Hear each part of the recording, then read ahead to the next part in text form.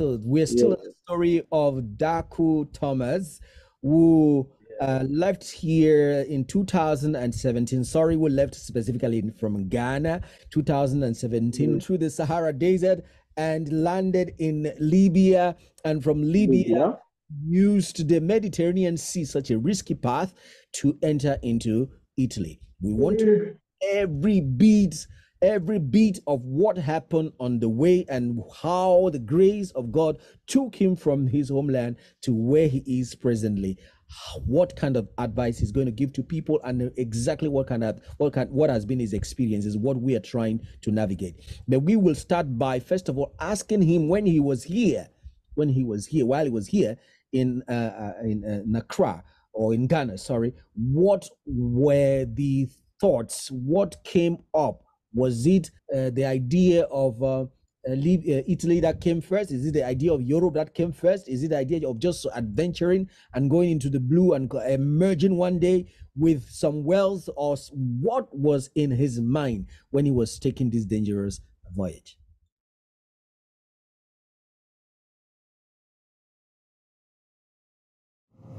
In the past 3 years, more than 10,000 men, women and children have died trying to cross this stretch of water.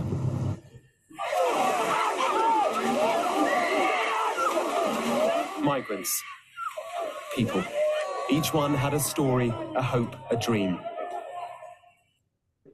Over just 6 days, we'll witness the intensity of the rescue attempts, the helplessness of the migrants, and the hopelessness of the effort to end the crisis. Keep breathing, come on, come on.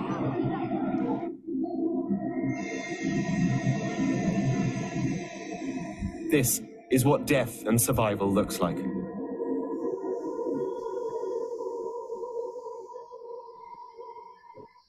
It's giving you some kind of fresh chills of maybe what you went through when you yourself were on the Mediterranean Sea. I'll first of all say God bless you, and bless everyone that is watching you or watching us right now. Starting from the video, I must tell you the truth. Sometimes we don't want to watch these kind of videos again. Most times we don't want to watch them. Why we don't want to watch them? It's give us some memories that we don't want to go in, or we don't want to get it.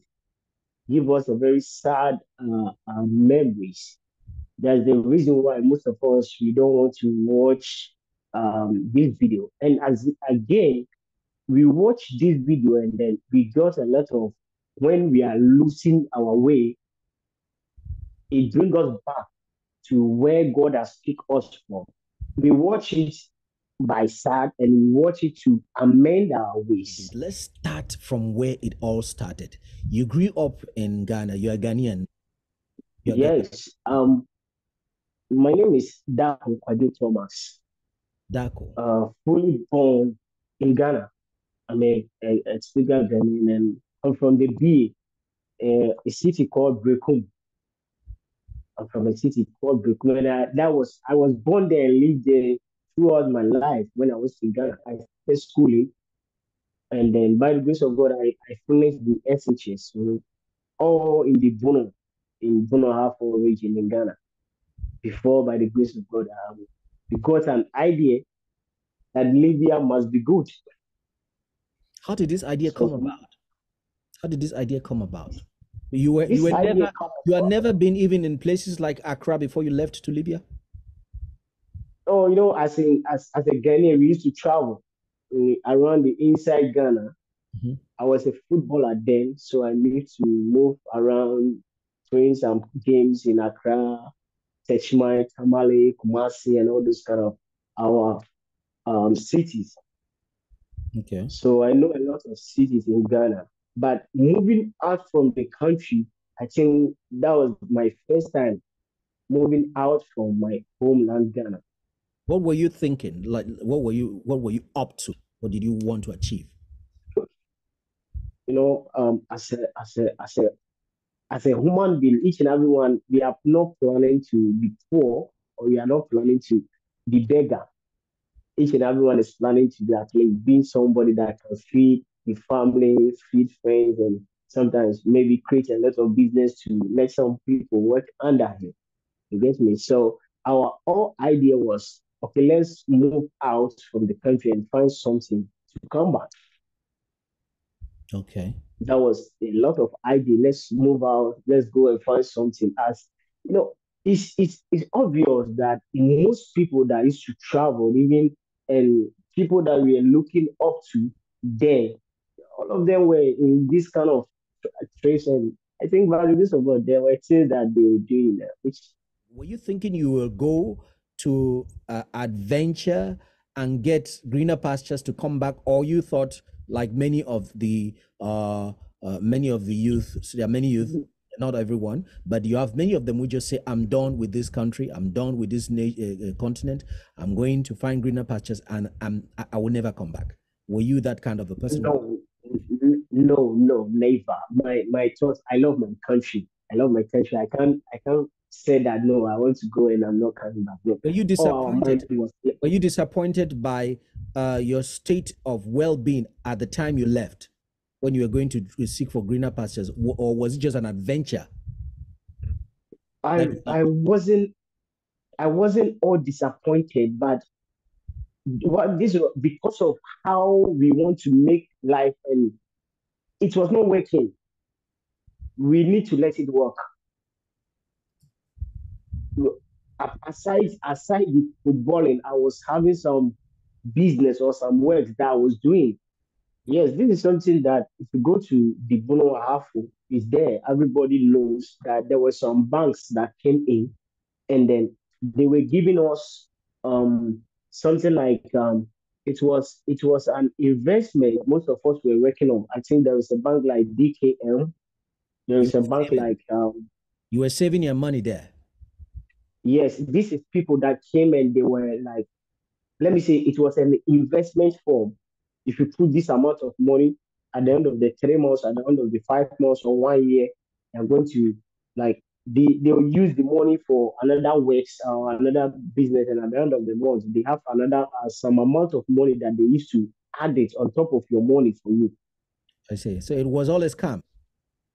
It it wasn't, we cannot say a scam at this moment because I think the issue is still pending, because what we heard was the government hold the money up. That was the yes. So things fall apart. Even if you go to a lot of people die. I must say the truth. Throughout this things, Wow. a lot of people die. Some people sell their properties. Some people were like a lot of things that they have to get money out and put it inside this bank. And it was helping before it was helping. They were paying out. Mm-hmm. I think this thing lasts for like 2 years or 3 years. Started I think 2012, something of that sort. Breakdown 2015 or 2016 thereof. And how much money are we So looking at? that was, How much money did you invest in this bank, for example? I think this evening will be another sad day. We are talking of a lot of money because it became Really? a point that, yes, a lot of money. It became a point that I became a like agent, influence some of my friends, some of my people to come in. So I became a target when this bank came down. I became a target that people were like, yes, it's true you that I knew this bank and all this kind of stuff. Even that makes a lot for we need to travel out from the country. You think if you come back, to the country, you're still going to be a target? For now, I think the truth is still unpending. So, you know, it's only God that knows because this is finance, this is money. Still, people need it back. Yep. So, a lot of people need it back. So, I might not have a freedom. I might not have 100% freedom, but we leave everything to God. I think we can sort some things out for now. Yes. Okay. That's how it is. When we come back, we will be asking some specific questions. What motivated Thomas to leave his hometown? What specifically was given as advice? Where he was going? Did he know? Was he aware that it was a path that was very difficult? Was he going to Libya with intentions to move to Europe? When we come back in a few minutes.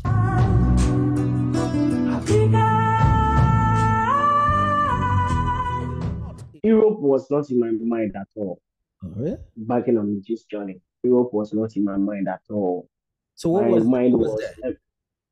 my target was, let me go to Libya, spend 3 years, and come back to Ghana.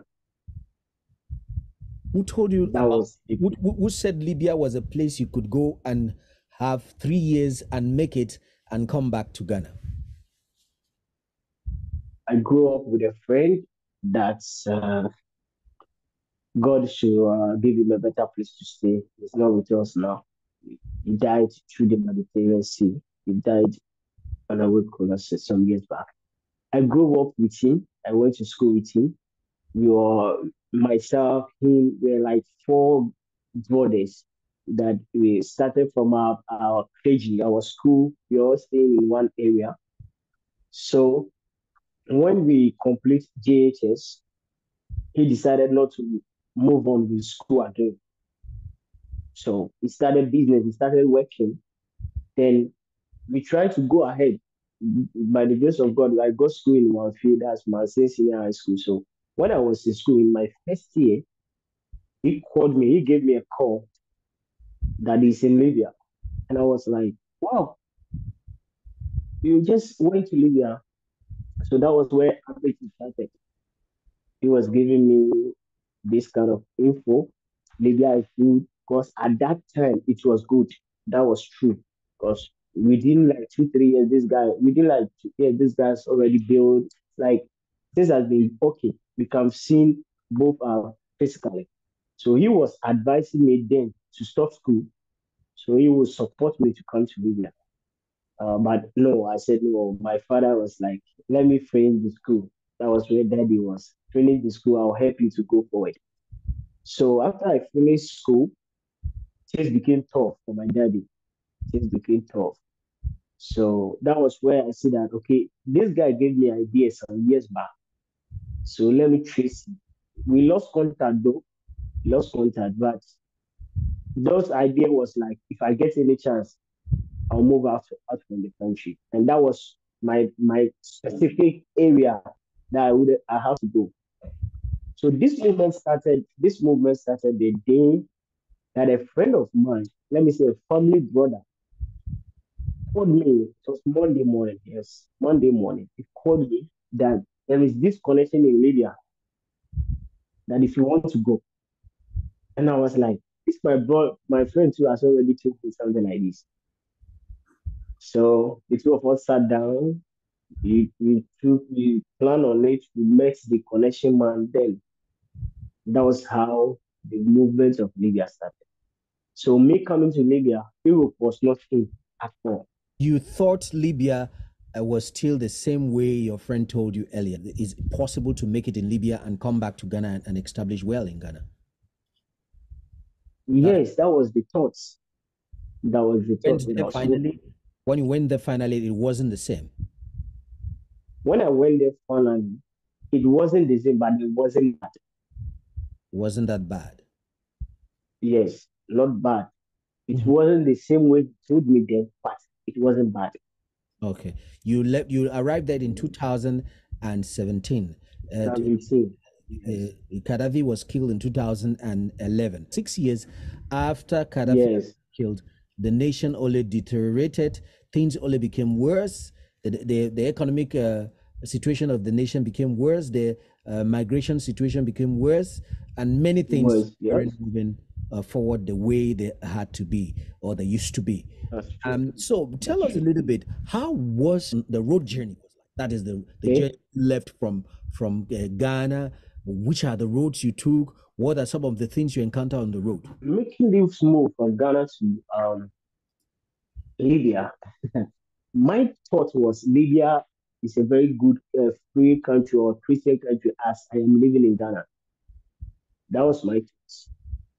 So embarking on this journey, I was a cool boy, so I prepared a lot based on my luggage. If you see my luggage there, it's as if I'm going to the Kotokan. There's a very nice luggage. I was like, okay, a lot of wristwatch and everything.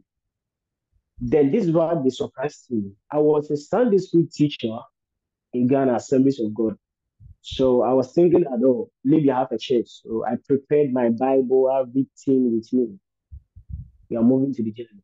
So on the journey, moving to, I think when we crossed Ghana to Burkina, that was when somebody saw a Bible in my bag. And they asked me, where are you going? I said, I'm going to Libya. And he said, you are going to Libya with this thing? I said, yes. Then he said, you will not even get there before you die because of this Bible. Okay, tell me a little bit. Tell me a little bit. Did your journey was made up of people who left with you from Ghana to Burkina Faso? All of these people were going to Libya, or you were just going alone? No. We were in a crew that I think we were more than close to 20 people, but not all of us enter. Some people came back. Some people came. Entered where? Entered in Burkina Faso? Not all of us entered. Not all of us entered in Libya. We were in the crew. All the crew were. Everybody were going back. We are going to Libya. All of us were going to Libya because we it's a connection that we do.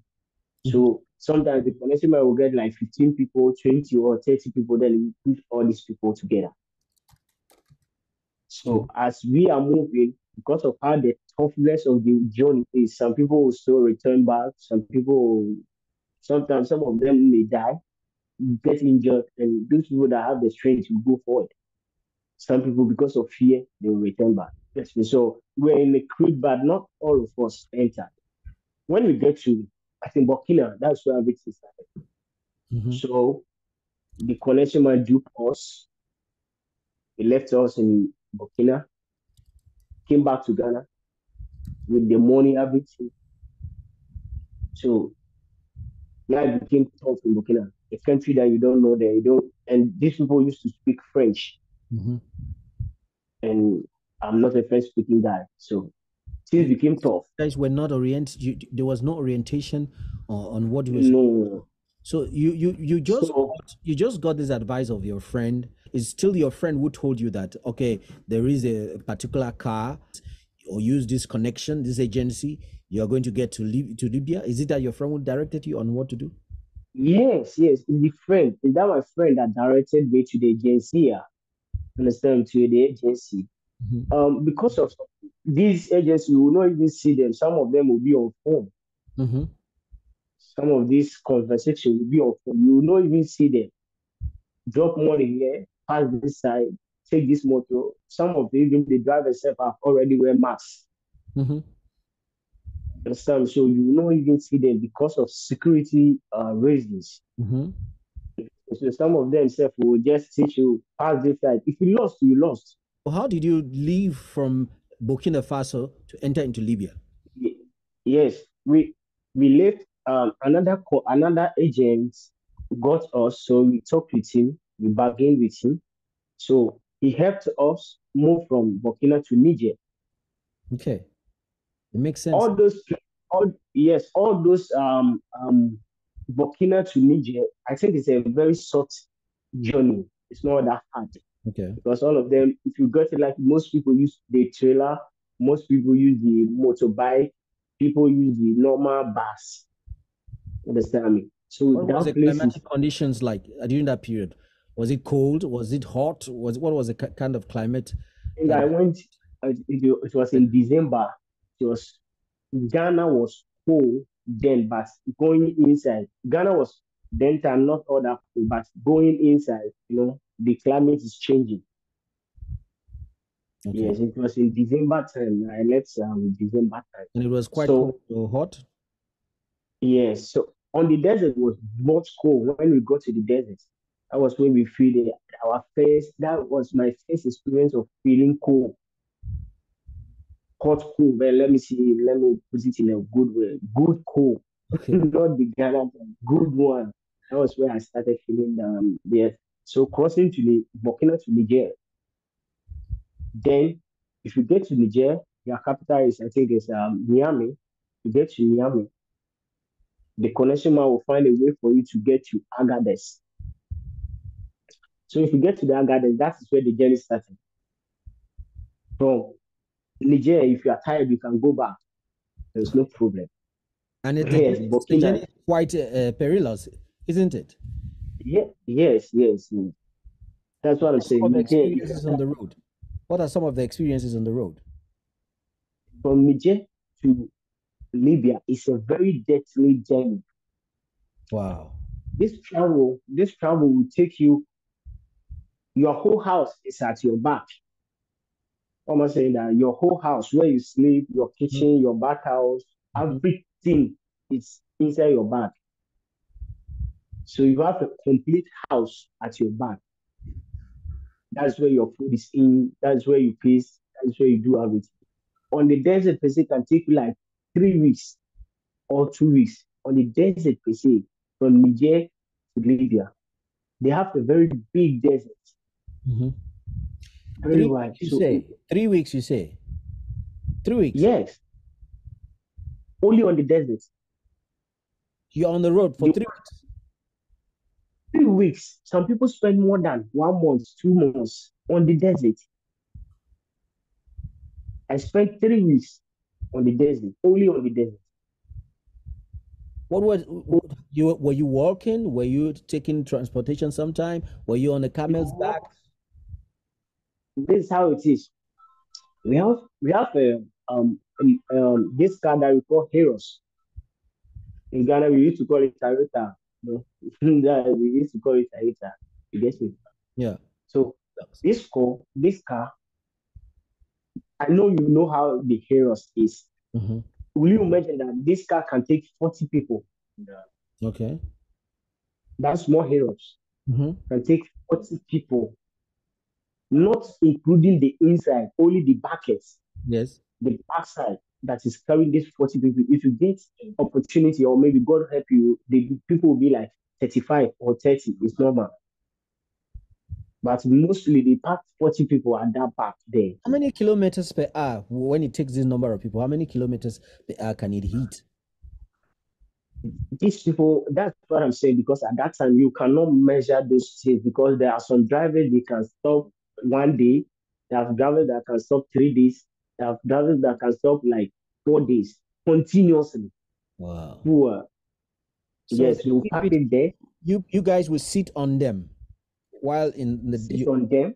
you sit on them. Yeah. It Yes, has to be that you way. sit, you sit on them. Even sometimes some of the drivers will not allow you to sit on them, because when the team get out, maybe the more the weight is getting on the drum, the fuel can even burst out. So they will pack it at one side, then you people will sit on the other side. So starting from Agadez, that's where they will pack you people in that way, 40 people in that heroes. Journey started on the night. That is where people started dying. That's where people get injured. What will make That's people where die? What will make people die? Specifically, what will make people people can die in so many ways. Somebody can die by hunger, by tasting. hunger? Somebody can die by, So yes, they somebody didn't can even die by have hunger. they didn't keep enough food. Who is going to keep food? You have your food. If you don't have food, you are done. If you don't have the food, So what they kind of don't food give do you food. take along? What kind of food do you take? For example, specifically, what did you take? You take your gari, mix with the gari Gary. itself, You took Gary. You took mix Gary. with sugar. Yeah. Yes, you took gari, mix with your sugar, your needle. You mix all of them together. Yeah. So you eat Gary You every get day. me? That's the best food. I think I would say that that's the best food, only the best food on the world. There is Wow. the water. We have a drum, a small drum there. Then most of them will put salt, little bit salt in, so that you cannot drink more. Mhm. You get me, so that you cannot drink more. So So people that's why they wash. definitely get hydrated. They get Yes, dehydrated because there's not enough water, and some of them start dying. Did you experience any death? that done. Did you experience any people dying inside your own car? In our ride, in our car, we did not experience, but we experienced a heavy injury. One of our guys fell down. He He fell. injured. I Yes, understand because of the kind of the helix itself, the way it is, yes, it's not protected in any way. You guys have to really hold yes. yourself in the way. So, and then you are many of you. I'm sure he was Many. at a particular time he was dozing. Somebody can fall down in the night. In the Yes, morning that we will see that somebody has fell down. because everybody is When, concentrating on himself. yes, everybody has to get a comfortable place. So people are pushing, especially in the night. So somebody can fall when they break. When in the morning we find that this person is not in the machine. At that time we have already gone. Whether you will die, So when the person was falling, he could not even shout. it, some people will be happy that this person has fell because you can replace the place. Oh my God. This is not. You get me? So Yes. while you were moving, were you like thinking was not worth the trouble taking such a journey? Were you thinking that way? You will Because not think that way because of what the connection men will tell you. say it again. You will not think of that because of what the connection men will tell you. The people doing the like taking you going, Huh? They give you they hope? will they will they will give you a kind of hope. They will give you a kind of comfortable hope. When they get the money and they got you there, everything is finished. Okay. So, but on the You way, get me? they're taking your money, you're on the way, and you're inside these hillocks and people are falling and they are dying. Do you come to your senses like, what is this? Why did I take such a decision? Yes, at that time you will come back to your senses in that way, but you don't have any option. Mhm. You've come a long way already. Yes, because what is the option? Should they leave you on the desert? Do you know anywhere to even go? Mhm. So that's where you buckle up. Ah, That's where you have to buckle up. okay, so let's take it Festina Lente. So finally you arrived in Libya. What was your first impression when you arrived in Libya? First Were impression when I arrived. were there other incidents on the road that you would like to recount before we move forward to Libya? Yes, there's one incident that um our bike is spoiled, our own spoiled. It was in the night that it spoiled. So we have to sleep. Everybody has to find a way to sleep. So me with my guy, we just put our clothes everywhere, then we slept. So in the morning of it, my boys saw a shoe, somebody's slippers. Then he was saying that this slippers is very nice, so very new one. So we were trying to pull it off, not knowing it was a dead body Oh, at man. the buried. So So when we pull it off, they let he was already rotten. Right? yeah, no, at that time they have buried the person not like let me see, not less than some hours before they left. Because that's how they used to do it. If somebody died, they will use their hands because the desert is very soft. Use their hands, dig a hole, and they will put you in, cover you then. They zoom off. Mhm. Understand? So when we put the thing off, that is where you saw the legs of oh God of that was not easy.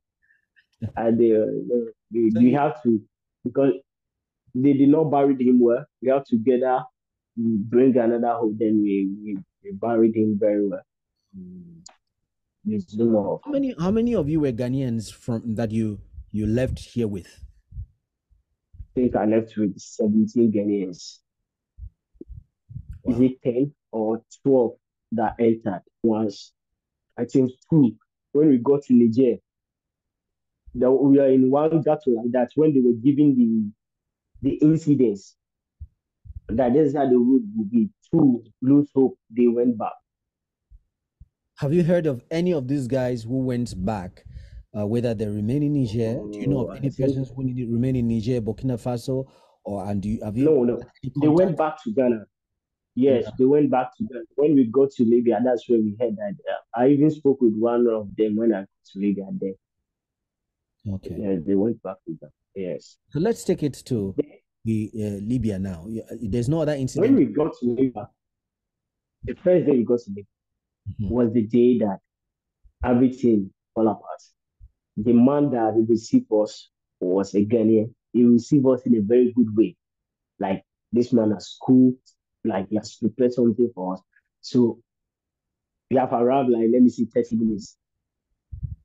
when we are enjoying ourselves, that is where we find out that another people get in. My first time was seeing this kind of bullets and very strong people, like they were 15 people, they gather all of us. Who were these people? Because this is the let me say, they call them asthma boys, but we call them the robbers. Okay. They took us back. They just packed all of us to a ghetto like that. We are ghetto. That's how they used to do it. Like a kidnap. Let me say, like a kidnap. So they would demand the money. Okay, because then they knew that you are newcomers. yes, and one you're a newcomer. Yes. One, you're a newcomer, you don't know anywhere. Yes. You can't speak their language. The person who brought you, they knew that because you are bringing this kind of people, the person have money. Okay. That's their aim. So they will kidnap people, demanding money from that person. If the person will not pay, then they do whatever that they want to do. Let me take you back memory lane this from the beginning of the story, where you said it was your friend who brought you, or who invited you, or who called you over. So was it this your friend who welcomed you, or was it a neutral person? No, this is a neutral person. I lost, even when I was coming, my friend was not aware that my friend, that when I was in school, that giving me all this kind of stuff, was not aware. When I got to Libya, that was where I know that him too has come back to Ghana. Wow. So you weren't in communication at all? What happened? I knew nobody in Libya when I was coming. I knew nobody in Libya. Okay. So nobody I knew. Help us connect this. When did you guys go incommunicado, you and your friend? Then suddenly you left and you were just going without contacting him again. And you're just me and my friend. Yes, me and my friend were talking back in then when I was in school.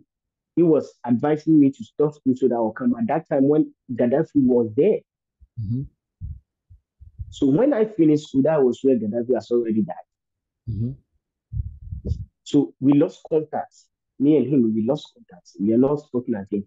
But another, like a family brother that remember me, that told me that there is a Libya connection. So that was where I reflect my mind that my boys are already telling me something about Libya. I see. So let me follow the trend. Okay. So I was not having this contact. Okay, yes. So now you've got these armed robbers that picked you up. What were they looking for? Money, definitely. Yes, they picked us up, but the grace helped us. I learned a work in Ghana. I was a car electrician, auto electrician. So where we went there, their car spoiled. Where they were, it was electrical. Their car spoiled on the yes, and it was electrical. Okay. So I can't even speak their language, and they can't speak English too. Okay. So we have to be doing the science. So I told them that I can repair the car. Then one was like, no, I want to run. So their commander said, okay, they should put gun on me. Like let them watch me so that I can do the car. So I said, no problem. They watched me. 3 people were watching me buy food and everything. So within some 30 minutes, everything was set. He sparked the car and the car sparked. Wow. So the commander called me in his base, like a very big yard, like language barrier. I can't speak his language. So it was a difficult thing. They can't speak English. It was a very difficult thing. So Grace found me there. We spent like 3 days. They give me a better treatment.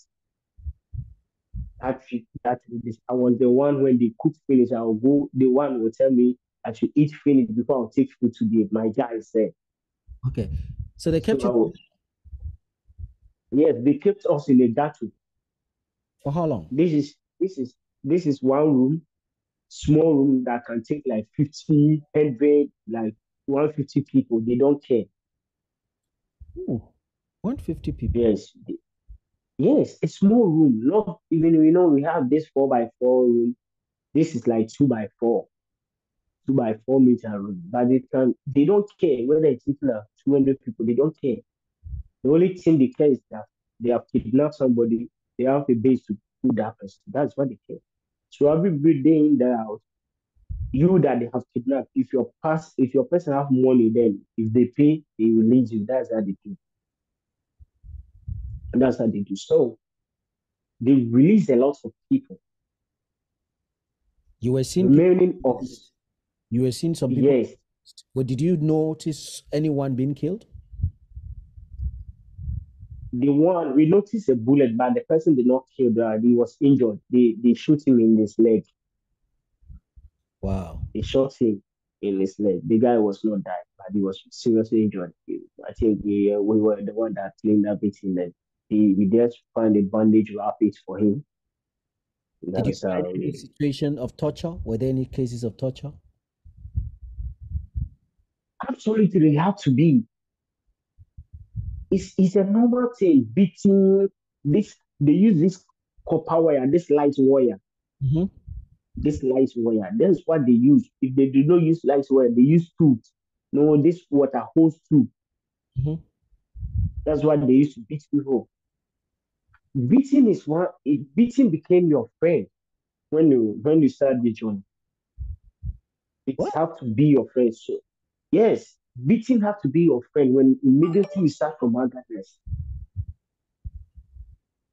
Any kind of beat you can So get it at any point. they just beat you if you commit an error. If you don't commit an error, or if they feel as if they want to beat you, they beat you. Where the error self that you commit, they can put you in the battle, and maybe the person will say, every morning we are going to give you three lashes. Everybody, every morning you are going to They just receive enjoy. bye. They just enjoy that. Yes, yes. Everyone. I see. And Everybody, it doesn't matter whether you're grown up or small. you experienced that as well. I think I experienced this on the way going. I think from what's the name? Is it Joku? Yes, I experienced this. Joku. There is a small town in the desert. Like there is a city, small village in the desert. That's why I experienced it. It was we went. They put us in the room. There was no lights, so I tried to on the lights. Immediately I on the light, I just received a very good slap. Oh, understand me? Received a very good slap.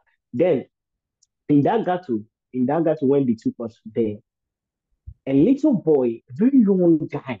I went out when I came in. The guy has already beat the guys. He's a soldier guy, beat all of them.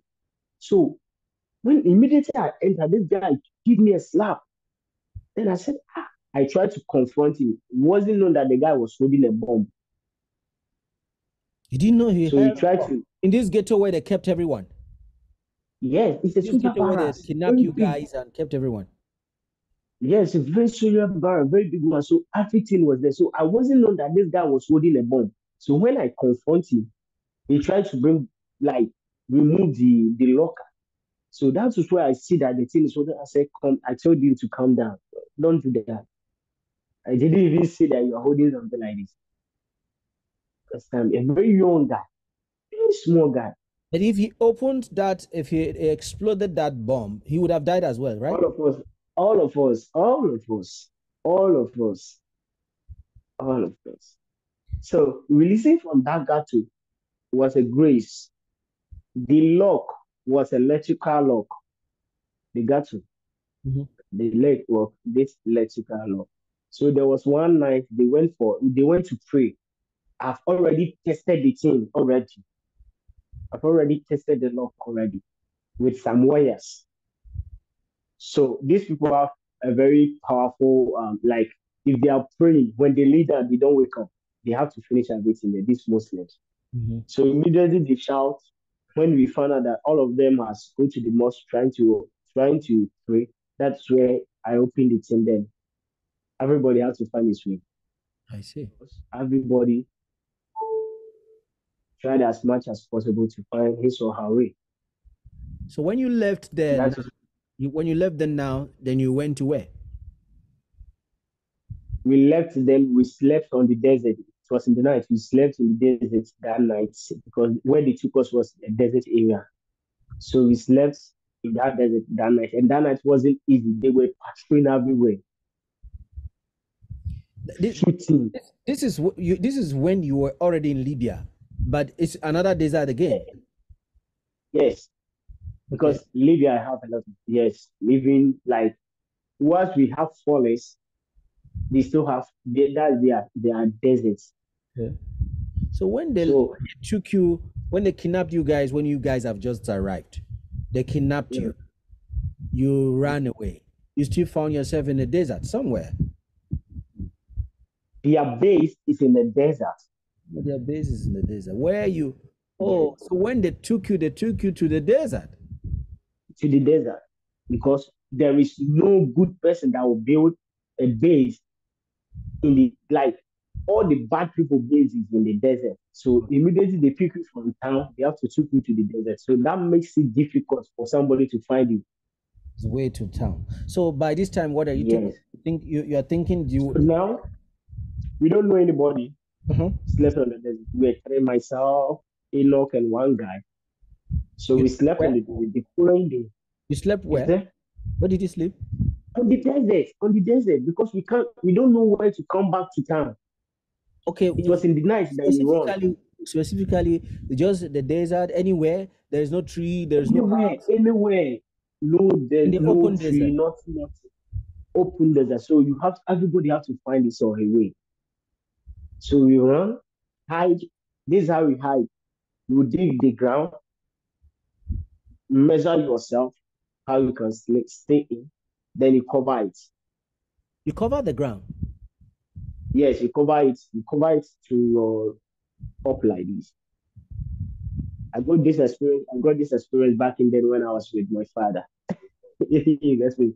I So got when this you do that, experience. what happens? What happens when you do that? That is where you can stay. So if they are passing, they will not see you. You Mm. get me? So the following morning, we got up, then we found the road. We go like some hours or some minutes, we found the road. We go to the road. We can't speak any word. Like when we see a motor or a car passing, we hide. Then that's where we see a small village. I think it's close to Tripoli. That small village is close to Tripoli. That's their capital town, Tripoli. So Grace found us. We saw black people, Mhm. some black guys. They were 4 or 5. I was the first person I went to them. Thank God, when I speak my language, they were Ghanaians. Wow. So Four we of them. talked there. Four The of four them, of them were four of Ghanaians. them were there. They were Ghanaians. Then they said they can't kept us there because if the people see them, they will arrest everybody there. So we gave, and if you are moving on the road, you have to write numbers, your connection man, Ghana numbers, your family numbers. You have to write all these numbers. Then you have to give the connection man the number to anybody in Ghana that they know. So these numbers are those. So we give the numbers to them, they call the connection man. Then in the evening of it, the connection man came there with a motor, a car, then he pick us up. The connection man is still is a Libyan. No, it's a Ghanaian. But you can't do the work without a Libyan. Okay. Yes, he can't do the work without a Libyan. He will find the people, then the Libyan man will make the movement. Okay. So they That's sent how he do it. the car to come and pick. Yes, they send the car, they pick us, then we What went would to have that's happened? where What would have happened to you if you didn't have this connection finally? If these Ghanaians, you didn't see these Ghanaians, and you didn't you have connection, this you connection, keep you could you keep on have died? trying. Could you have died because Yes, it can be. there was no food, there was no water? See, when you run from a battle like this, the highly percentage for you to die is 90%. Mm. If you run from a battle like this, Mhm. if they arrest you back, no way you will come back again. You be dead. You be dead. You'll be dead. Because one, why would they arrest you? You have seen their battle, you have seen the way. Seen the way, yeah. So you can give a link to a police for police to go and arrest them. So Even they leave you. your fate, that's your destiny inside that ghetto was definitely not certain. You don't know whether you would have made it, especially having provoked this guy with a bomb. Maybe he would have hated you, Yes. have done anything to you later on. You surely don't know exactly what would have happened to you. When we come back, he's going to narrate to us exactly what took place after leaving these days, that when these connection man, these agents guy came and picked them from there and took them to Tripoli. When we come back, we'll have all of these and many more. Stay tuned and subscribe to our channel. It's caught in the crossfire. It's caught in the crossfire. Take it or leave it, the Europeans and the Africans, in one way or the other, are reaping the legacies of, or the real true legacy of colonialism.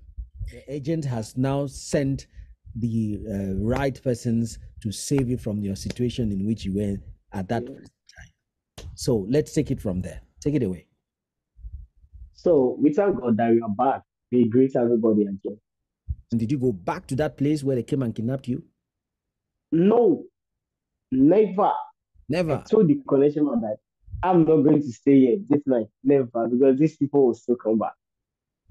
So give me an estimate of how long it took you from the time that you left, you were kidnapped, to the time you came back, or you had this opportunity to come back to Tripoli. Close to 2 weeks. Close to 2 weeks. So this is how you were welcomed in Tripoli. Yes, this is the welcome in Libya. This is our welcome in Libya. Wow. This is welcome in Libya. So you take us through. So it, like, I was like, is it how this guy was telling me that this is Libya is good and all this? This guy did not tell me all this kind of factors.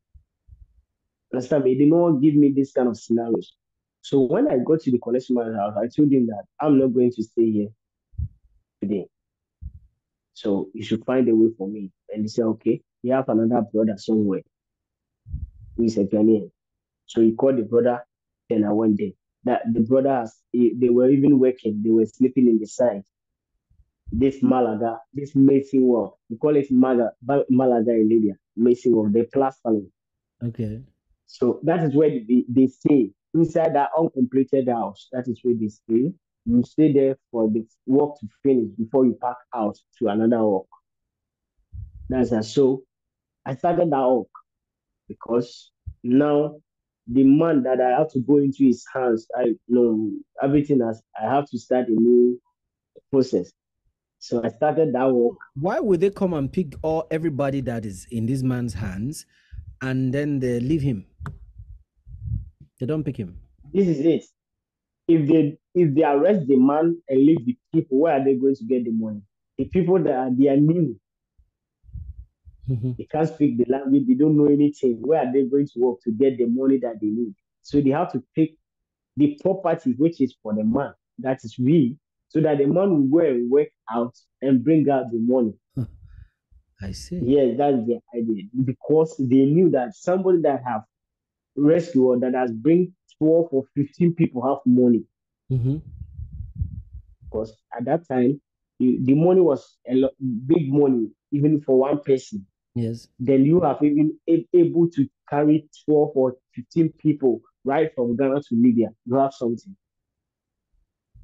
So they need to do this thing. And they knew that you are going to get something out of these people.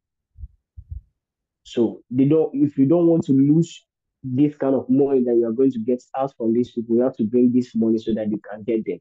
Look, most times when they arrest us like that, when the connection man paid and we come back, they will put that money, they will join it to your money that you are owning them. So if, like, for example, you are owning them 5,000, when they arrest you and you come back, you can own them 7,000 or sometimes 6,000 or 9,000. You get me? So that is how it shows. We came there, we started the work. So I was in Tripoli. I spent 5 months in Tripoli. That's their capital. Then the master I'm working with, within 2 weeks, they have arrested the master 4 times. Within 2 weeks, he has gone to prison for 4 times. Who is arresting him? Still these gangs?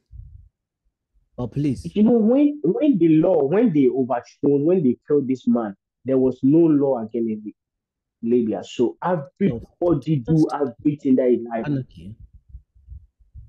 Then Libya have more equipment than water. Let me put it now. Every house have to have equipment. I'm talking of ammunition. Mm-hmm. I'm talking of guns, bullets, bombs, Mm-hmm. still for war.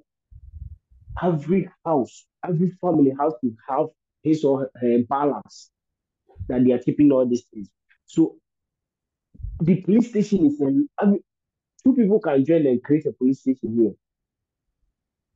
That's what's how it goes. So it makes the armed robbers have the gun, they have access to everything that So they can even come to you your cannot house, make a difference take between the everybody. police.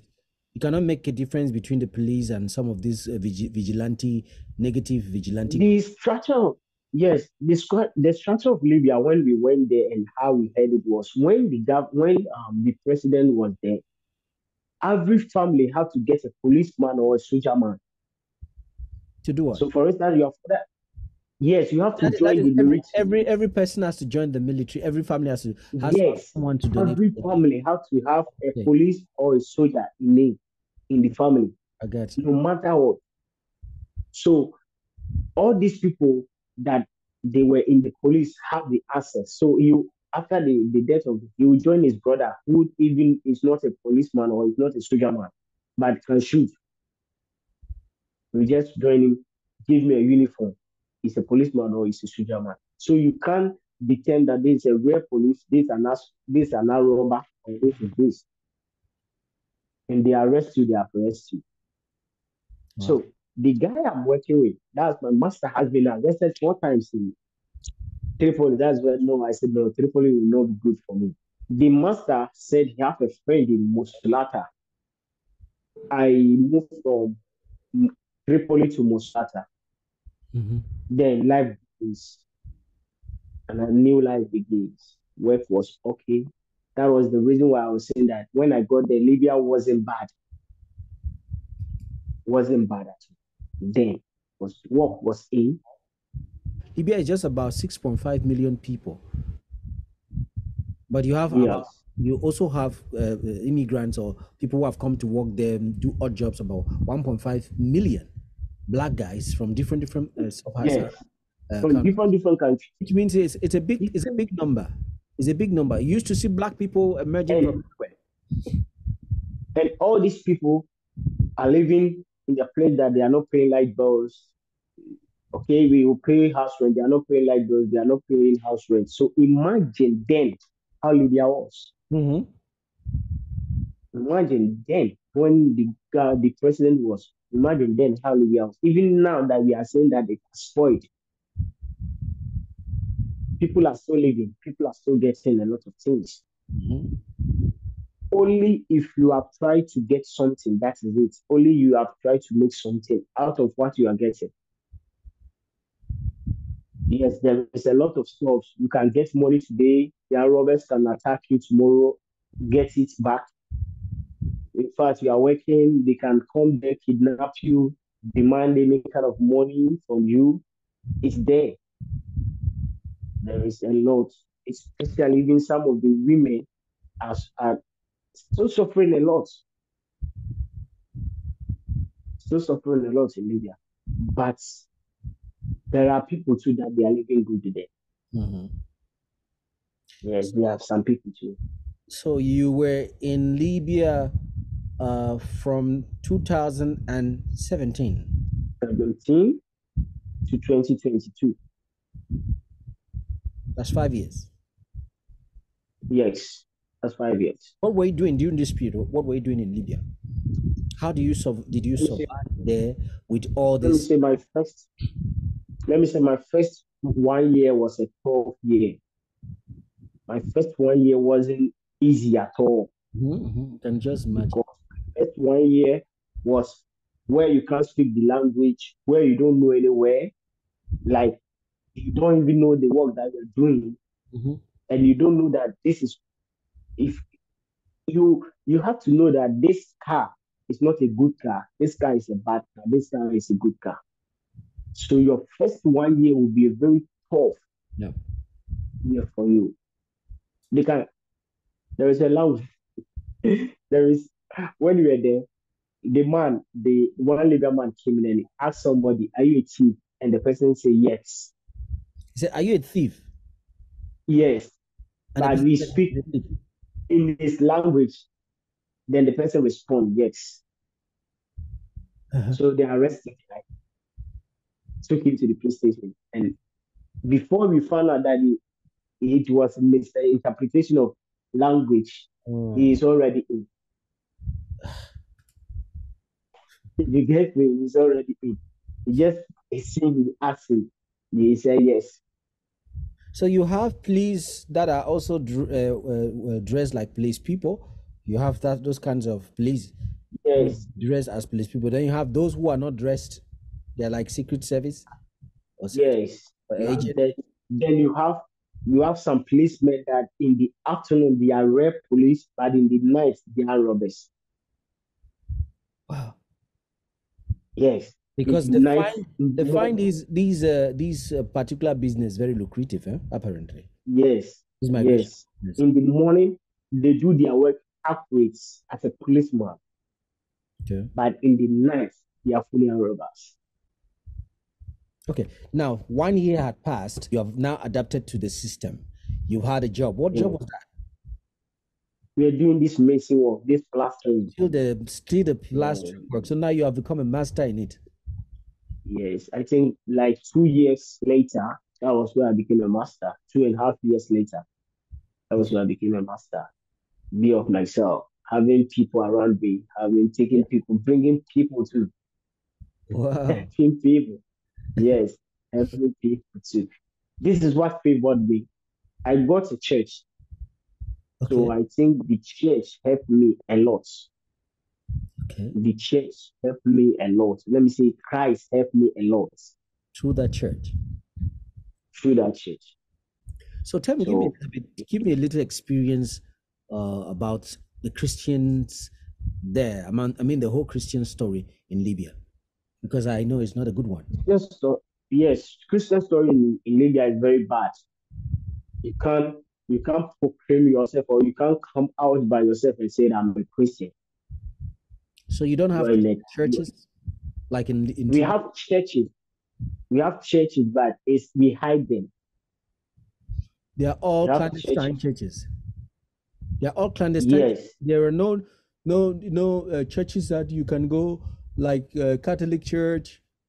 You see Presbyterian. You can't see It is not obvious that in Africa a church will make a billboard.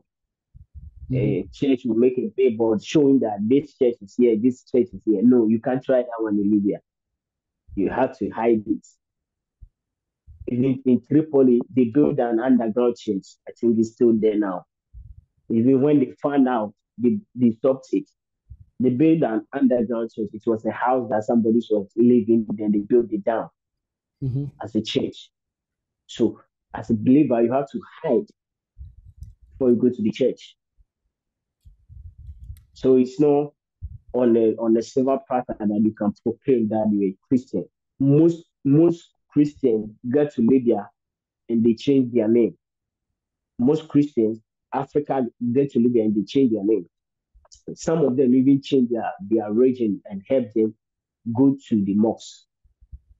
Because of one way, the toughness of some of them will be like, if you do not change the name, you can't get work. If you do not change the name, if anything happens, you are doomed. How is it possible that there are no Christian churches, or there's no possibility for Christianity to have even a leasehold in Libya? Because some statistics show that there are 99.9% Islam, and only even just 1% that are people without religions. Yes. Thank you for this question. Back in then, when the president was there, I myself was not there. But when I went there, I saw a definite thing that when he was there, there was a church that was legal Beautiful. So I'm getting it now. So after he died, Yes, it was a total state of disorder, yes, and so they could easily persecute the Christians. I see. I get. that is it. Because till Oh, now, the West did not do I can, well at all. The West did not do yeah. well by killing this guy. Let me tell you something. The reason why most people in Libya hate church and hate Christianity is because of what they did to the man. I see. Because they said he's Christian, Americans are Christian, foreigners are Christian, these people are Christian. If Christians can do this, Oh. so that Tell me a makes little bit. Tell me a little bit about how people appreciated him, even though he's dead. Some of the things people say about him, and some of the things you yourself you saw that he did that were great things. Which are some of the things which you, when you look at what he did, as far as infrastructures, as far as economic, as far as the social, the cultural aspects of life, the housing, the banking system, and everything. What did you see that you admired on Gaddafi? let me first of all take the first question that how people are talking about you. Mm-hmm. Because of the death, how the death is, people love him, but they can't come out and tell you that they love him. The Libyans, because people that helped to kill him are much more than people that they were not helping for them. So you can't proclaim that. But most of them will say, if this man was there, this thing will not happen. Mm-hmm. You get me? If this man was there, this one will not happen. But although they are suffered and they have regret what they did. Mm-hmm. Okay. Let me come to the infrastructures. I think this man, I have not been in a lot of countries, but when it comes to Africa, this man was the best when it comes to infrastructures. When it comes to humanity, taking care of the people as a president, taking care of his people. I Mm-hmm. think this man, even though the Europeans are trying, the Asian, but this man was the best. Why am I saying that? You have an affordable houses all over the country. Wow. Not that maybe you come and pay, staying there for free if you Wow. don't have any place to stay. Not a single room, but every person will get 2 bedroom flats, kitchen and hall. You get me? Affordable We houses used to for read everywhere. about these things. We used to read about these things, but it's good you are there or you were there. Yes, You're giving these stories firsthand. I saw with my eyes. I experienced it. I went there. I eat from there. A shop, we call it Dukan. Maybe I will say Dukan. A shop, a provision shop that full of provisions. If you don't have money, come there, register your name. We are going to give you rice, not half, bag of rice, oil, tomato, things that can feed you within the month. So Libyans are not hungry. They're not hungry people. They were at that time they were not hungry. At that time they were not hungry. So presently they are. But presently, most of them are hungry. So where Most they of give them. you this free food, you also went there and took food. They're still functioning in that way. But Function that way. no, now it's not functioning. It's not. Now it's not functioning. But when you went there the No, first time, now they it's give not you functioning. food. Yes, when I went there, When you went there I was experienced that. Yes, I went with one of my master. We went there, wrote our name that day. Not because then, not that they said go and come. mm-hmm. That day, Okay. Now, rice, bag of rice, oil, a lot. this brings us to the next question. Tell me a little bit about discrimination of the black people specifically. Is this discrimination coming still as part of the repercussions of the death of Gaddafi? What is making the discrimination intensified at this point in time? There is this what you're saying, this discrimination is a lot. Why am I saying that? Especially when a black guy fought. When a black guy, When a black guy fought, like he mistakenly do something. when you do something wrong, Yes. then it will provoke a kind of phobia It will or a kind of it will hatred. provoke them. Yes. Because one, you're not from the country, two, your color too is different. Let me surprise you. The Libyans have black Libyans. The Libyans, they have one sector of their country that have the black Libyans. The white Libyans hate those black Libyans. All of them are Libyans. So Yes, because of their power. Yeah, it has always been like that anyway. Yes. They're just so book. It's everywhere. It's everywhere, especially when you see a black guy that has buy a car that he don't have. That night, you have to patrol that car. So you will see a very posh car. Somebody will buy a very posh new car, but you have to send it to the magazine and make it dirty. Okay, so that they don't think it's a new one. Yeah, so that they don't think it's a new one. Even if you're Libyan, black Libyan. If you're a black Libyan, unless you're a black Libyan that you are hard, you don't want them to intimidate you. You have to show that you too are Libyan, because the black Libyans have their parts. So they used to come in, mingle with the white. So when they see you, they see that, oh, this person is a Libyan, but it's a black.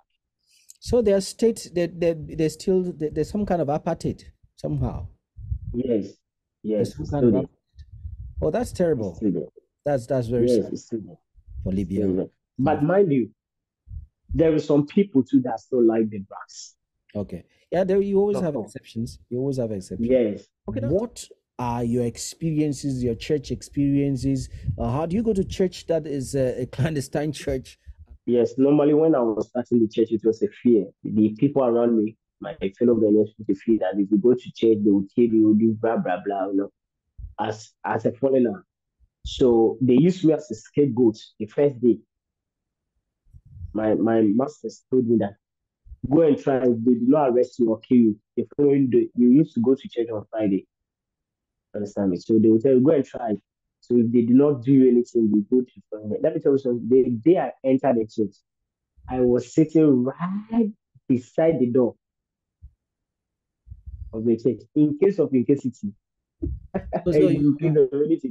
I see. So you were thinking the police can come at any time, and you find and you find your way. Okay. So I think I do that like 2-3 times when I see that nothing like that. So here is it. Sometimes you'll be in the church, they will come and scatter, they will come and let me say cover everywhere. Nobody can run. Then they will enter. The police, you will not even know that whether they are real police or they are not. So they will enter. If they enter, what they do is the leaders of the church have to face them. The pastor, everybody that is the leader, they have to calm down. We close the doors for the members to be in. The leaders will face them. We talk with them. If possible, we took their numbers. If possible, if it is money or anything. Sometimes the photos will come very severe. So they have to take the leaders to the police station. Once you took all of them to the police station, they will go and solve everything before they will give order for them to open the door so that you. So if things faith, most of people because their faith. Let me example: if a new member comes to a church today and this thing happens, tomorrow is not coming. So you will be losing members. But those people that are ready to come, they will come. Okay, we have to do evangelism on every Sunday. This is how we do evangelism. We have to call some of the people if they are around before we can go to the house. Call them if they are around. Then you go there. Maybe if you go there by the grace of God, you will find any black, some Nigeria, Ghana, and those people. Then you talk with them. Then grace will still work on that. That's how the church was. But the church going, you have to hide. Put on your jalabia, put on everything. Like you are going to work. So if you get there, you branch. That's how it is. So it was when most of them saw that there is a church here. Even the drivers that they are bringing us, that was where like there was a little bit freedom like that before they block it down. They locked everything down. That's how the church is operating. You cannot really pray even and dance even in your room. Like you can sing and dance in where you live and sing Christian songs or gather. You can do that. You can do that, but on measures. Okay. Let the noise not come out. Okay. Yes, you can do your music and everything in your room so that the noise will not come out. Immediately the noise come out, you will face it. And the person that will come, you will not know whether it's a real police or an armed. But can you hold a party and make noise? Most people hold a party, but the party will not end well. I witnessed 2, 3 parties that even the people that they took them or some of our church members, we need to go in and know how we can do so that they can be released. I witnessed a party that when their process of the party was a Nigerian party. In their process of them doing the party, they bring going inside and pack everybody there to the police station. Most times this is how they do. If they pack you to the police station, they will open a pipe like this fire service, their car. Sometimes they will put hot water. They will heat it with water. Then they will just use it to play. Before tomorrow, you are already weak. Meeting you join sometimes that's how they do them, then they will leave there. Most of them will go, they will go like 2 years, 1 year, then they will leave you. That's how it is. So I guess the police cells are filled with people. There's the prisons are filled with black guys. Every cell, every blessed day, they are opening the cell. They have to enlarge it. But there are some leaders too that during the fights, during the war, those people that they were part of Gaddafi were arrested, and till now they have not even been released. They are Libyans. Yes, they are Libyans. The reason why they can't release most of them is because most of them were strong in fights. So if you release them, they will come against you. Yes, so that's why most of the Libyans too. And they have something that if a Libyan fought, especially maybe when a Libyan went for robbing and they arrest that person. In fact, the way they beat that person, you'll be surprised. If a Libyan does what?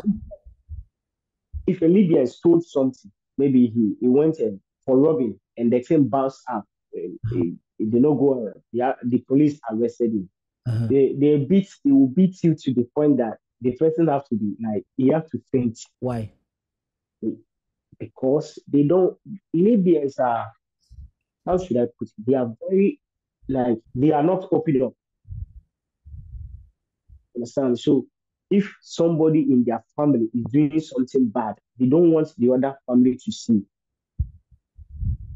It's a kind of, you have disgraced the family not to do that. So even we have a saying in Africa or in my language that if you burst out your sickness, that is when somebody will help you in our language. But in Libya, it's not like that. Somebody will be sick. For a Libyan man to treat him, no, they will take the person to Tunisia or to Turkey. Why? They don't trust themselves. And there is nothing like trust. Even two people, two brothers, two sisters, they don't trust themselves. Never. They don't trust themselves. Everybody is a threat to the other person. Yeah, they should be, because if they had a leader who was so good, and at the end of the day, they had to connive to kill the leader, they can't but suffer. Yes. Maybe Africa have something like, if I fought you, maybe I do something bad to you, and I realize that I've done something bad, I can meet an elder. Yes. Talk to the elder that I've done something bad to this person. Please, can you go with me and beg, or maybe let's renew us. Libya doesn't have that. If you fought me, I have to come back with my guns, with my legs. So I think that so it could also be the religious orientation that I could also be. Yes. The religious. Yes. All right. So let's talk a little bit about some of the difficulties you faced as far as you're trying to practice your faith is concerned. Apart of the fact that they come to the church sometimes, was there a time you were caught and locked in prison because of church? Never.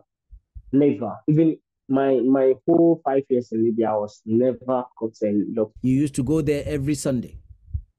Every Saturday, every Friday, every Friday. Every Friday till I move from Libya. Why did you choose Friday? No, it's Friday is their holiday. Okay, you can go on Sunday they work. No, Sunday is work. You can't get people. You can't. Yes, so Friday as it's their holiday. That's why we do ourselves. Yes, because of work and all this kind of stuff. So every Friday, yes, every Friday, I have to be in church. Sometimes I'll be the first person and I'll be the last person to move. I see. Did you get married there in Libya? Never. Never. 5 years, you didn't find any girl whom you could love? No. Not that we can't find the girl we could love, but because of where we are going and because of where I'm coming from, with the idea that I took there. You didn't feel like if you got married to a Libyan, you could have a freer pass and you could have more access to certain things which other people couldn't have? It can be possible that you can have a marriage with a Libyan woman. You don't have any black Africans who is married to a Libyan woman? If there is, I do not see. You never saw that? Yes. If there is, maybe there will be, but I personally, because their women are their treasure, they treat them as gold. So there is no way they will give their woman to a black person. It will never, I know it will never happen. Even though when you meet a woman in a store, and the guys there look at you and the way they are selling the woman, the way you are looking at the woman, they can beat you up. Wow. Yes. Libya is definitely not a place for lovers. Look, yes. Oh, don't try their woman. If you want to live and live long, don't try the Libya woman. Don't try. Is it because they are all married or they are all proposed for marriage already from childhood, or it's just that you must not come and contaminate their Libyan women? Not that they are all married, because I think is it 20-something? They have age for the women. If I'm not mistaken, I think it's 25 or 27. If the woman is not married, it's expired. So she will never get married again? No, she will never get married. And what will she become? Yeah, she will become like that. You have to stay. So do you have Libyan prostitution done by among them? They have, but it's hard for you to see them. Because if a woman, and even any women are 35, they don't. Yes, even though if the person is doing that, he will not do it in her own arena. You have to go to the other side. Okay. Then you will not find a young girl that is doing that. Sometimes you hear those kind of women that they have aspired, that 20-something, 30-something. That's the woman that they are doing that. So but a young girl that is coming up. If you have to summarize what you experience in Libya, is it a good story? Let's say that if you have to give from 1 to 10, how many marks will you give to Libya? If you have to advise somebody to stay in Libya, is it good or bad? 1 to 10. This will be a very tough question for me, because why am I saying that? Living in Libya, stay to me. Okay, you know what we'll do? Not good. When we come back, you know what we'll do? When we come back, we'll start with this question. Okay. When we come back, we'll start with this question, so that we can now take you out of Libya into the Mediterranean Sea. It's caught in the crossfire.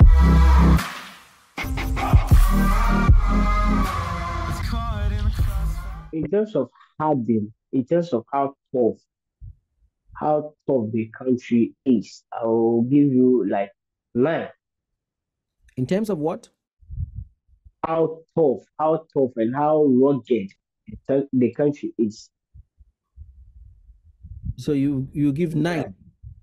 9. That is, if somebody wants to come and experience hardship and learn what life is all about, is the right place. Yes, that means if you want to come and like, don't put it in your mind that you are coming on a surface land. Mm-hmm. No, you will never get a surface land, but you get something out if you have planned that this is what I want to achieve when I'm going to live there. No matter how the rugged, how bad and how rough is, you get it. I like your your way of being paradoxical, because at the end of the day, what you are really saying is that don't come. Because no young person, especially Generation Z, yeah, of which generation are you? How old are you? How old could you be, please? I'm in my 30s. Let me say my 30s. Okay, so you are not Generation Z. Generation Z, the oldest should be around 27 years, 29 years, or 28 years or so. So, but you should be you are a millennia. You're a millennia. So, Let me say. yeah, so for the Generation Z and the Generation Alphas, these stories are horrible, truly horrible stories. They won't. Yes, very They're tough. very tough. I will not advise you to try it. But if you want to try it, I will help you. As it. If you say help, how do you want to help somebody in a nation that does not permit people to have freedom of worship, expression on certain things, culture, in a nation where people can find love? How would you help people? No matter how Sodom and Gomorrah was, there was still a virgin. No matter how Sodom and Gomorrah was involved, but there was still a virgin in Lot's house. Mm-hmm. So no matter how Libya is, how rugged, how bad, there is people that they are living there and they are living good. Libya is living like it's a school that if you want a good teacher, you get it. If you want a bad teacher, you get it. So this brings me to the various Africans who are there. How do they live their lives? Let's take who are the most Africans who are in this country, in this particular country. When you are together with your Ghanaian brothers and sisters, like what is the percentage of the Nigerians? What's the percentage of Cameroonians? What's the percentage of Ghanaians? What's the percentage of Guineans? Do you have an idea? For the little knowledge that I have, I think I would say Ghanaians and Nigerians are the most people there, especially the Nigerians. Ghanaians and Nigerians. What do you speculate accounts for that? What makes them? If you take Niger out of Libya, because Niger is they are, especially Niger is close to Libya, so Niger person now it can take like any amount of money and enter Libya, spend the amount of months or years, come back. And okay. Out. If you take Niger out, Nigerians and Ghanaians are the most populational people there. So here come back to the question that you asked, how do they live? There is a saying that if you go to Rome, do what the Romans do. Libya has a law that is governing them. But this is a case that I have to be plain here. I have to be plain. I know that this thing is going out and I have to be plain here. This is a case that there are people that there are black or foreigners that they are going by their laws. But because of how the country is, you will get forced. There are people that they have tried themselves that they don't want to be like don't do this, don't do that, don't do that. They are doing it, but because of the people that they are in, the armed robbers and everything, which I know is everywhere. Even right in Africa, there are some people that he has not do anything. Now robbers and busters in their house or some they can be killed and all this kind of stuff. Then we have some people that go contrary to what they don't want or they don't like in the country. So when you were there, you never went contrary to their laws at no time, did you? I am not sure. The thing I went contrary is because they are not permitting me to enter, then I enter. That is the law. I think I go like I know that I am not permitted, or I'm not like I did not take the legal process to enter. Yes. But that I know of course. Okay, so this brings me to a very important question. The Black Africans who live there, do they live there legally? Do they have like their embassies where they go there and then finally they regulate their documents and they live there legally? Or it's all about clandestine way of living all through? 95% of the Africans in Libya are living there illegally. Illegally. Okay. Illegally. Okay. 95 Okay. people that they are living, black people, African people that they are living in Libya are living illegally. 25. It is only few people talking of the embassies and people around the embassies because they have, yes, they have something we call karma. We have something we call pataka. Yes, we have karma, we have pataka, which the Libyan people will do for you. You pay some money, then they will do for you. But mind you, that thing will not go anywhere if they want to put a case on you. It don't go. If a robber wants to arrest you, he will just ask you, do you have karma or do you have this thing? You What is say that? yes. Is it like an ID card? Karma is, yes, like an ID card. Okay. Pataka is like a hospital card. Okay. You go to the hospital, they test your blood and everything. When they see that you're okay, they will give you that card. So most times when something happens and the police come and you have that card, it can favor you small. Mm. No stuff. But if you meet the wicked person, you can even collect it and tear it apart. Mm-hmm. That means you don't have anything. So Basically, every time the police people or the police come around, or when these gangs come around, they are coming specifically for money, isn't it? sometimes based on what you commit, there are some cases, no matter the money you get, they will not release you. And But there are some cases, they'll put yes, you in jail. they will put you into prison. But there are some cases that this is normal. 1,000 dinars can release this person. Like somebody that drank alcohol, somebody that smoked weed. 1,000 dinars to 2,000 dinars can release this person. If they catch you smoking weed, you go to jail. If you catch you drinking alcohol, you are going to jail. If you catch you smoking weed, you are going to jail. What about cigarettes? No, it's normal. Even then, they say they smoke cigarettes. If they catch you with a lady that you have not married, whether black or any lady, that there is no paper that will show that you are married, you are going into prison.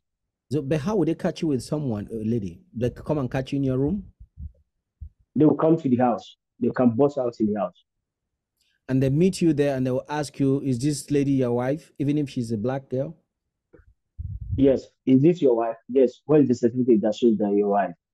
Then you'll be standing there. Jeez. They will think that yes. They'll be, there is nothing like that. They don't know something like girlfriend and boyfriend. They don't know such because of their culture. Because of the culture. They don't know that. They marry straight. So when they see something like, it's my boyfriend, what is that? They don't even know that. It's your wife. Yes. What's the marriage certificate?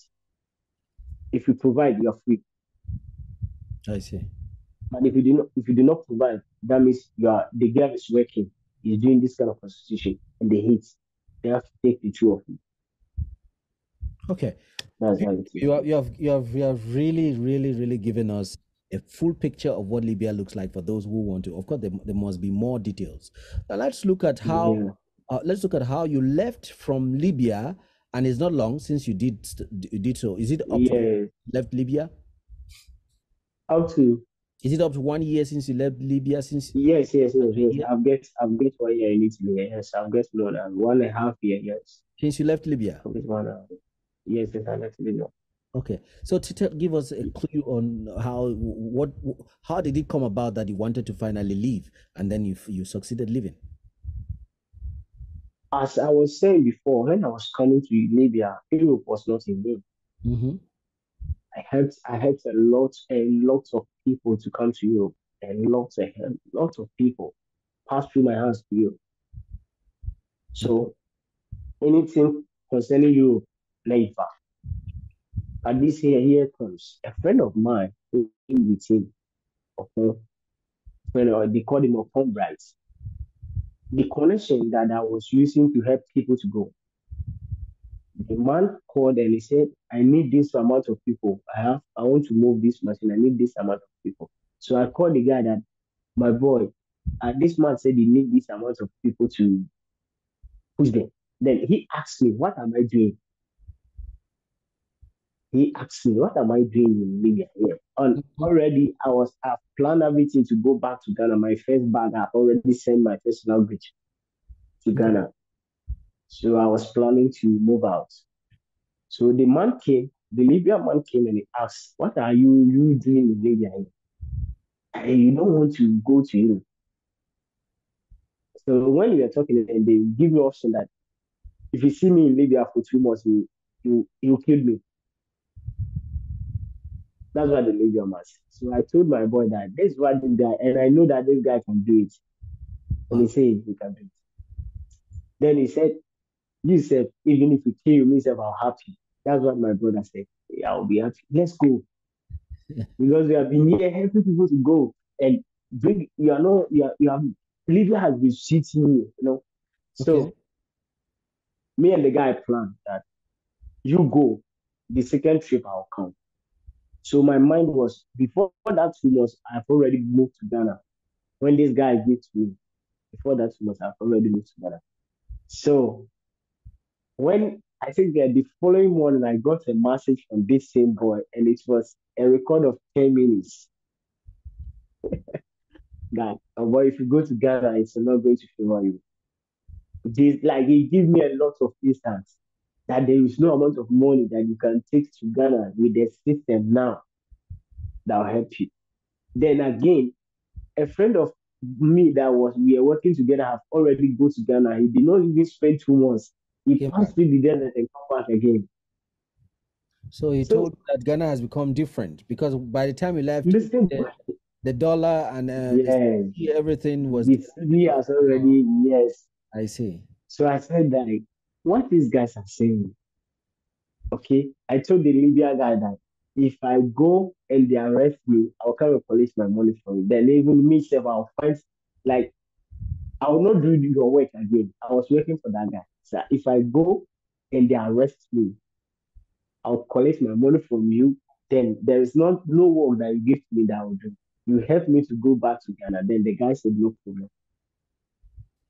That is where this Europe system came in. That, okay, let me move. Then we start the journey. So while you were in Libya before you even left, what really gave you that feeling that you should go back to Ghana? Yes, sincerely speaking, as the toughness of Libya, to me, Libya favored me. Sincerely speaking, Okay. I will not lie. After the first year and all those difficulties, if you finally After the first year, upon all the what I passed through, Libya favored me. Libya started favoring me right from 2019. Are you Right saying from it favored you because you were getting more and more acquainted with how life is, and being from a yes, religious background, you do not have so much of that kind of a life that others who want to live the partying life, the fornication life, and all of that. Is that what you call favor? yes. Libya favored me in the sense that my spiritual level went high, especially Mhm, my spiritual level went high. mhm. My Christian living, because of people I joined myself with, they taught me a lot. With the last of pastors Inogele Kuku, Pastor Bright, Pastor Steven, Briaya, Biggie, Sister Favor, a lot of people taught me. All of them are Nigerians.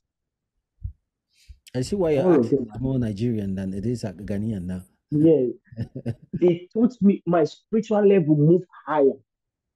So it did not end there. My physical level to talking of finance, because since 2019, when I moved from my master house or my master's house, I never slept in the house. Every day, work upon work, work upon work, work upon work, work upon work. They what they tried to arrest us. I run how many times I escaped from arrest? Like armed robbers. In the night I will escape. In the daytime I will escape. Any time. Anytime they tried, I will escape. So I never been arrested, prison, never. So me, Libya favored me, as I'm telling. That is why I'm saying that if you need people that you can join yourself in Libya, that things will be okay. You can get it. So can you You can. if you come back say in Ghana here, can you really stay sometimes like this and really feel that, oh, I wish I was in Libya?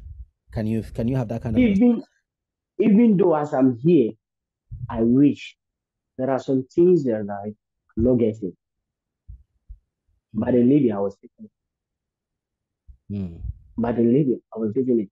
Can you imagine? I know you are in Africa, you are in Ghana now. Look at the things you are paying.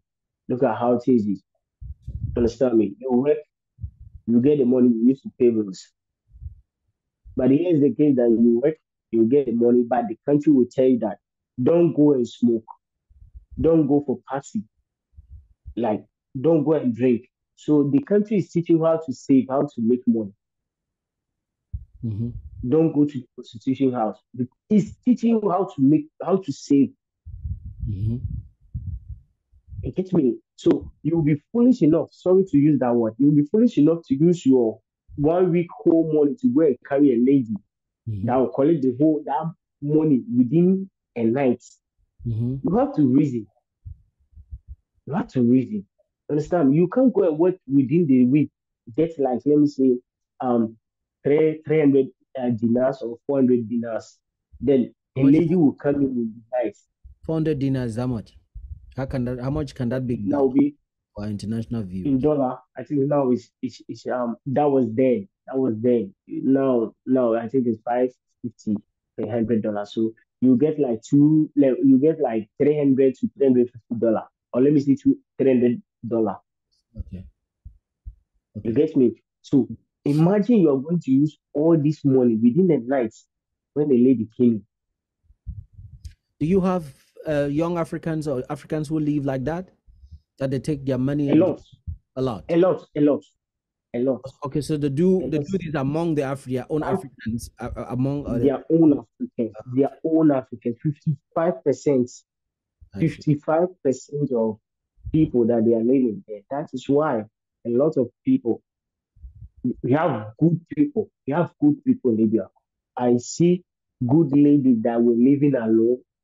They were not doing this kind of work. They are doing this kind of hospital or cleaning work in the yes. And I still see a lot of people that they are doing this kind of bad work. Yeah, I know when you talk about viewers who maybe yes, prostitution so and all of that. Prostitution, smoking, everything, stealing, everything.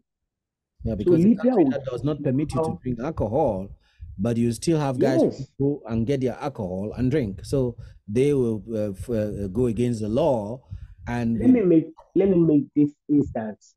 Most of my African people will not be, if they see this video, they will not be okay with me. What I'm about to say, but I need to say it. Imagine that you are in your own country. Then the country has said that before you marry or before you see a woman, you have to build a house, you have to get a car, you have to get something that if the woman comes in, he's not going to suffer. So you have grown up to 30 years or 35 years, you have not even tested this, you have not gone for a woman before. Mm-hmm. Not that you don't want, but because of the culture is giving you that thing. Mm-hmm. Then you see an African guy who is like 20, 25. You are a policeman, a Libyan policeman, then you arrest this guy in a prostitution house. Something that you, if you get, you will do it. But because of the culture, you're not getting there. Somebody is using maybe 10 dinars or 20 dinars to go and do this. How would you feel? Okay, all right. So let's go to how you finally found yourself in the ocean, this Mediterranean Sea. How did you get the that small boat? Because these are your pictures here. How you managed to enter inside this boat? How was that? Was it scary to you? Do you swim? Can you swim? If what would have happened if you fell inside the water? What would have happened to you? And you see on the video we just watched, there are people who died inside the boat. And what will happen that they have come even very close to those who should save them die? The truth of it is, when I was looking at the video, I put some things down. But I will still use my experience on that. Going into that is three options. Either you die, they will arrest you, or you overcome it. Either you will die, or the Libyan people will come and arrest you, or you get the rescue team. You mean even as you yourself, you knew about all of this? You knew about all of this. You could die, Yeah. be arrested, or what again? What's the third option? Or you get to Italy.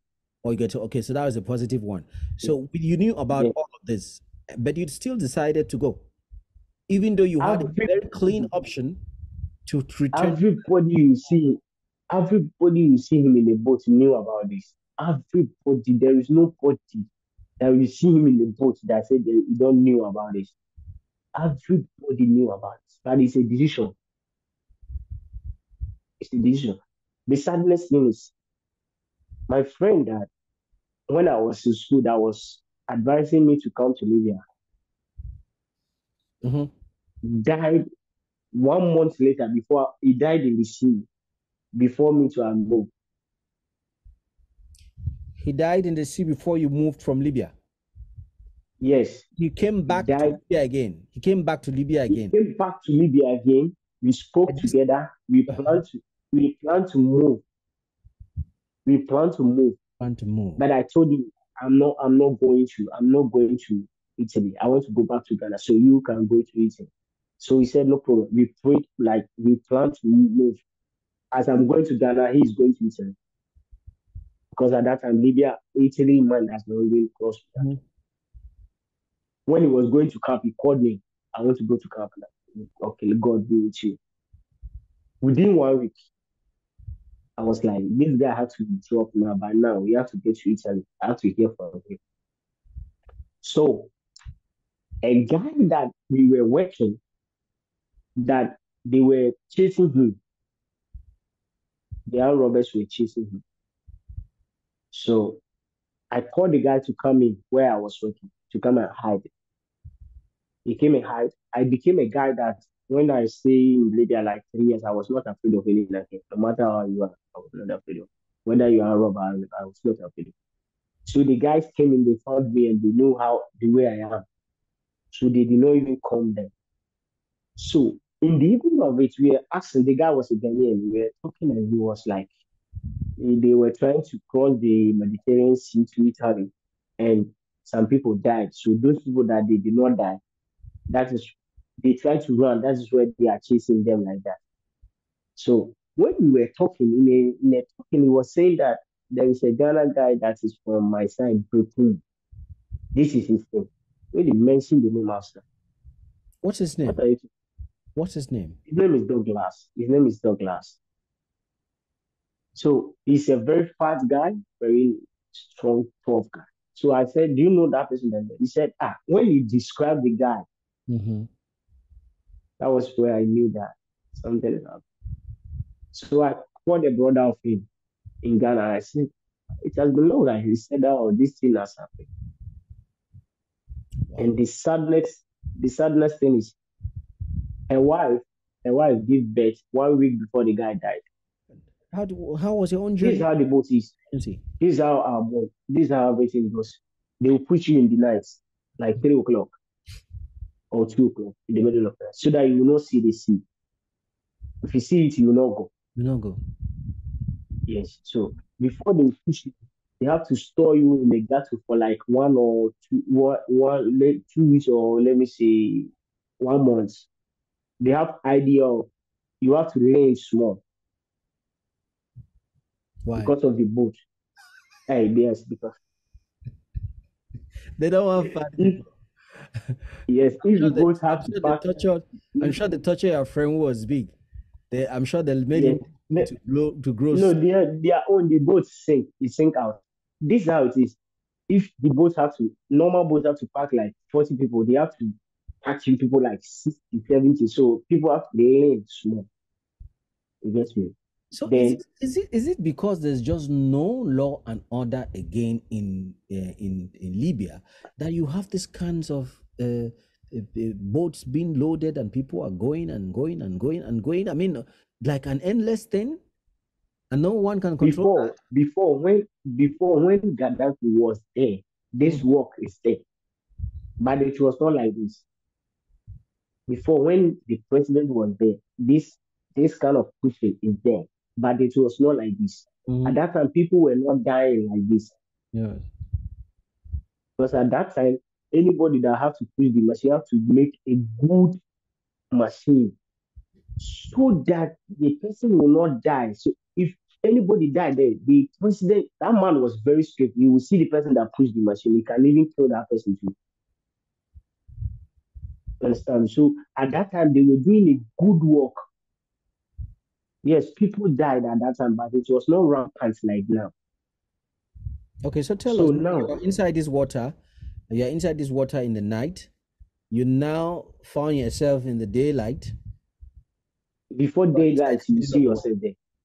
Uh-huh. Before daylight, you see Yeah. yourself there. So at that time, you don't have option. You have to go.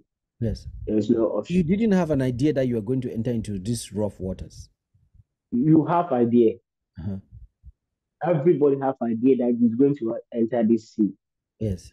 Everybody have the idea that it's going to enter the sea. But the reason why they don't want to push you in the day because maybe you are going to shout you because of fear and all those kind of stuff. That's why they push us in the night. So they'll push you in the night. If you get a good driver, a captain, let me put it in that way, captain, you are free. You are gone. But if you get a bad captain, when I saw those small rubber boats, that's is it where you guys will sit until you cross and go to the other side? Yes, you don't have any check. Well, that's where you sit. Let me tell you how permitting that. Who's permitting that? Who is really permitting? There's nobody. Nobody's permitting that. It's an illegal work.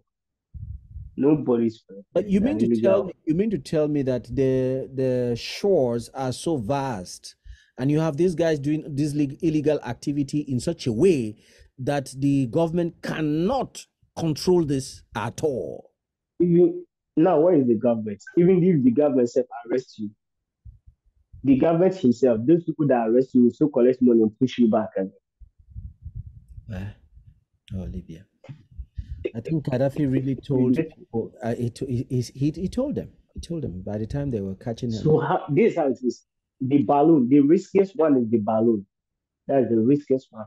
The balloon, before they will put the balloon, they have something like this proud board. The balloon is the baddest. You get me? So the balloon is the one too that take a lot of people because the price of the balloon is less. You can pay 2,000, 3,000, they can use balloon to push you. So there is a board, a proud board that they used to put it in the middle of that balloon. So while the thing is moving like this, the wood is getting weak. While the thing is moving inside the water, the wood is getting weak. Inside it, some people are still fooling. They're still what? Could you imagine? They are fooling. Some people are fighting inside the boat. Oh. Inside the boat, yes. You will see people fighting inside the boat. Why are they fighting?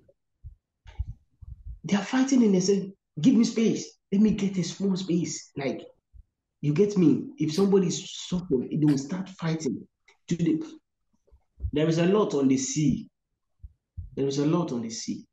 You can be moving, the machine can off. Did you experience that at any time? Yes, our machine off. We spark, and it was not sparking. So what do we do? We'll have something on him. Some people will go with bees at their waist. You get me? Yeah, these bees. Mm-hmm. This kind of juju, let me put it in this way, this kind of juju test here. If you have that thing, no matter what, you can't cross with it. So the the machine will off, you spark, and you know that the thing is not sparking. You have to go to the people. If anybody that have something, bring it out. Some people will insist that they will carry you and throw it inside the water. Immediately you throw that person, you spark, the machine will spark. Did you experience that? We experienced when that machine got off. Our machine was the two of us off. We tried as much as possible to start it. It did not start. We started in the machine. who have something.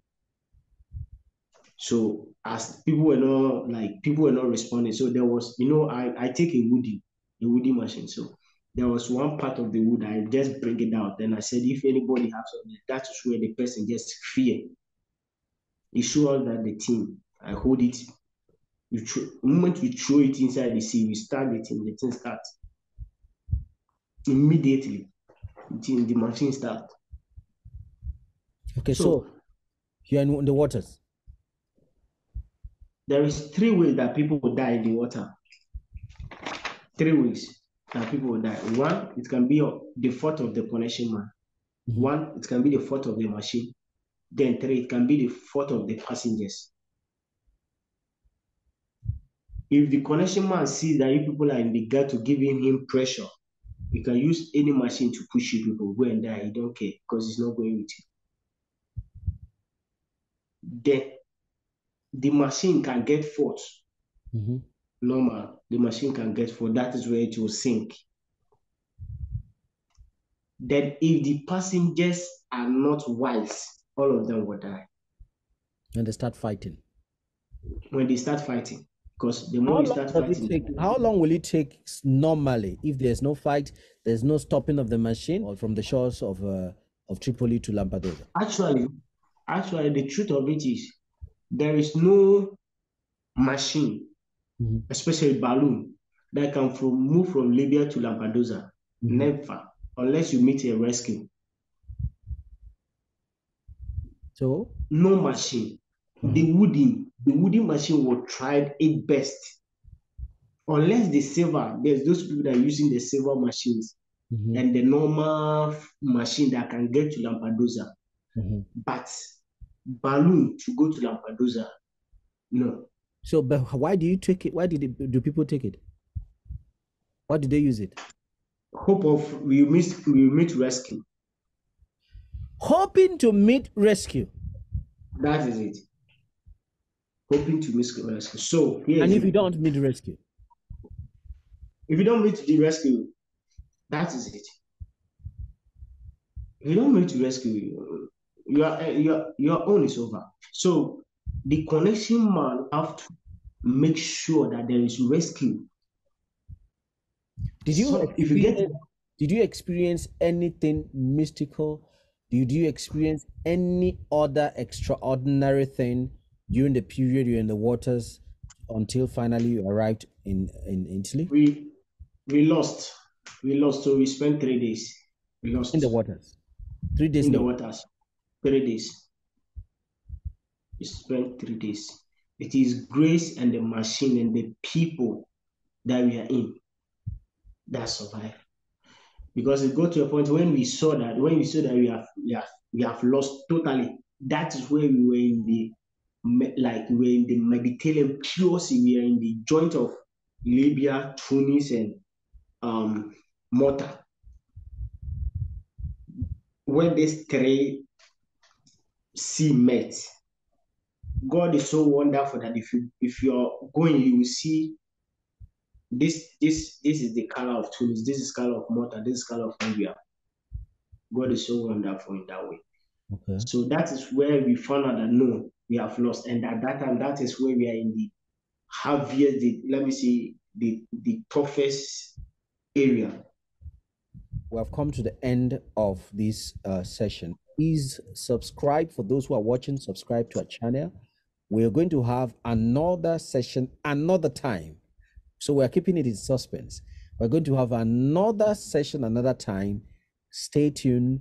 Always try to subscribe, like, and share our videos. Thank you very much, my brother. Thank you so much for having this time with us. God bless you. Thank you. Thank you.